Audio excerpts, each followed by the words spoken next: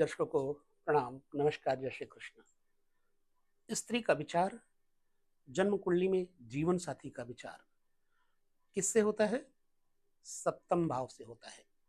सप्तम भाव के अलावा जन्म कुंडली में दूसरा घर, स्त्री या स्त्री के पति, जो भी है जीवन साथी से संबंधित दूसरा घर आयु का, स्वास्थ्य का भी प्रमाण है। जन्म कुंडली में जब द्वितीय भाव में कोई पाप ग्रह बैठा होगा तो स्त्री हो या पुरुष, उसका जीवन साथी पापी स्वभाव का होगा या फिर अनिष्ट कारक स्वास्थ्य पर उसका गलत प्रभाव पड़ेगा। कुल मिलाकर के द्वितीय भाव स्त्री की या पुरुष के आयु का विचार करने के लिए होता है। द्वादश भाव, 12वां भाव पुरुष के लिए स्त्री के साथ शयन कक्ष के सुख का विचार करवाता है। द्वादश भाव। छठा भाव जातक के सप्तमेश के साथ यदि षष्ठेश युत हो जाए तो जातक के जीवन में उसके स्त्री के साथ कलह रहती है। कारण कोई भी हो, ग्रहों के अनुसार जान सकते हैं। मेरा मूल कहने का अभिप्राय है कि हमें स्त्री या पुरुष के विचार का सप्तम भाव से ही ज्योतिष में आंकलन करना चाहिए। जब सप्तमेश पापिष्ठ होगा, सप्तमेश द्वादश पापिष्ठ होगा, तो जातक के जीवन में चारित्रिक हानि का भी योग बनता है। ऐसे में हम आपको कुछ ग्रहों का सूत्र बता देते हैं। सप्तम भाव में यदि शुक्र बैठा हो अकेला तो ऐसा जातक अत्यंत ही कामुक प्रकृति का होता है। स्पष्ट लिखा हुआ है शास्त्र में कि शुक्रे कलत्रे त्वति कामुकः स्याद। मतलब सप्तम भाव कलत्र भाव है, अगर यहाँ शुक्र बैठा है, शुक्रे कलत्रे, तो वह व्यक्ति अत्यधिक कामुकता को लेकर के विचारणीय होगा। वो बात अलग की है कि अगर शुक्र बैठा हो और उस पर शुभ ग्रह की दृष्टि हो तो व्यक्ति धर्म युत कामना कारक होता है, यानी अपनी ही पत्नी से वह संतुष्ट रहता है। लेकिन अगर शुक्र पापिष्ठ हो तो जातक अन्य स्त्रियों के साथ भी शारीरिक संबंध इत्यादि विस्थापित करने को सदैव सजग रहता है, चतुर रहता है, उत्सुक रहता है। सप्तम घर में अगर बुध बैठा होगा तो जातक को निश्चित ही दूसरे की स्त्री में आकर्षण दिलवाएगा। सप्तम भाव में यदि गुरु बैठा है तो जातक, सप्तम भाव में गुरु हो या सप्तमेश के साथ गुरु शुभ बैठा हो, तो जातक निश्चित ही अपनी ही पत्नी से धर्म अनुसार आचरण युक्त कामोपभोग करेगा, ना कि अधर्म करेगा, यानी अपनी पत्नी से ही अनुराग रखेगा। यदि सप्तम भाव में शनि बैठे होंगे तो ऐसा व्यक्ति बुरे आचरणों वाली, निंदित स्वभाव वाली, किसी अन्य विजातीय संबंध स्थापित करने का शनिदेव जरूर प्रयास करते हैं।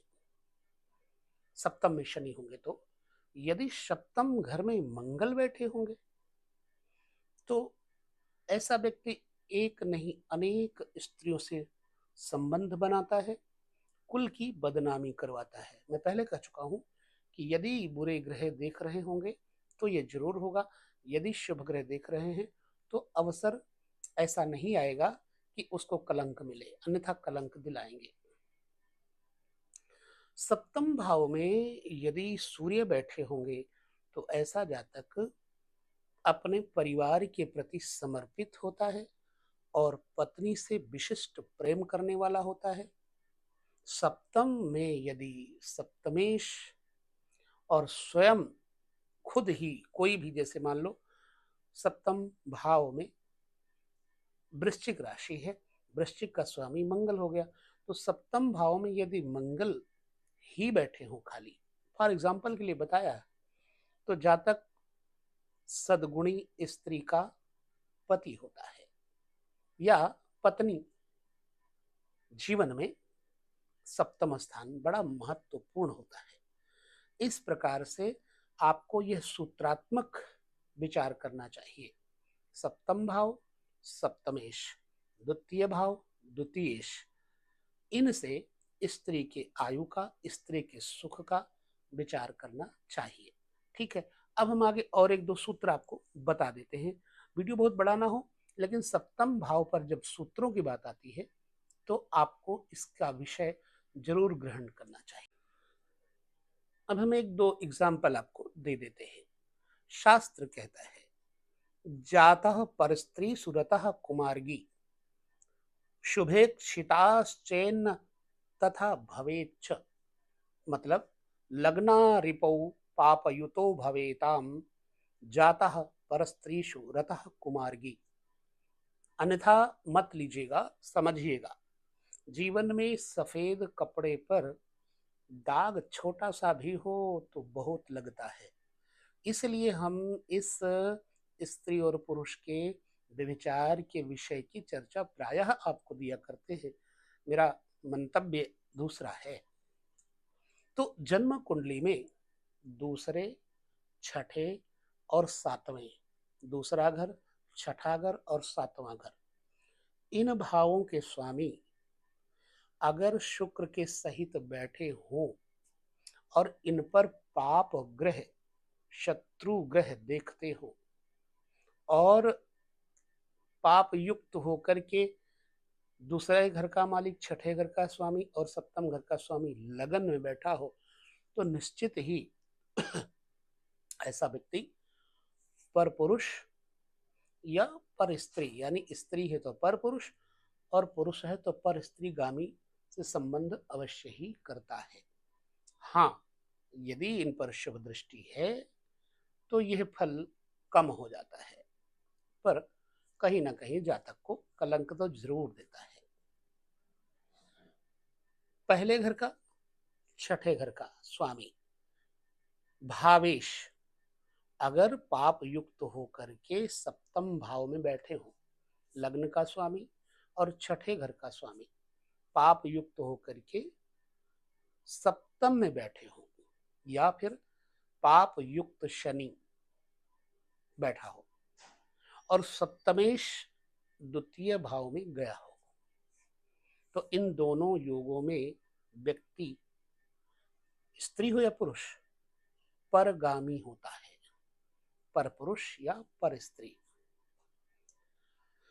1, 6 और 2, मैं पहले भी कह चुका हूं कि 1, 6, 2 का बड़ा महत्व है। लग्न का, छठे घर का और दूसरे घर का।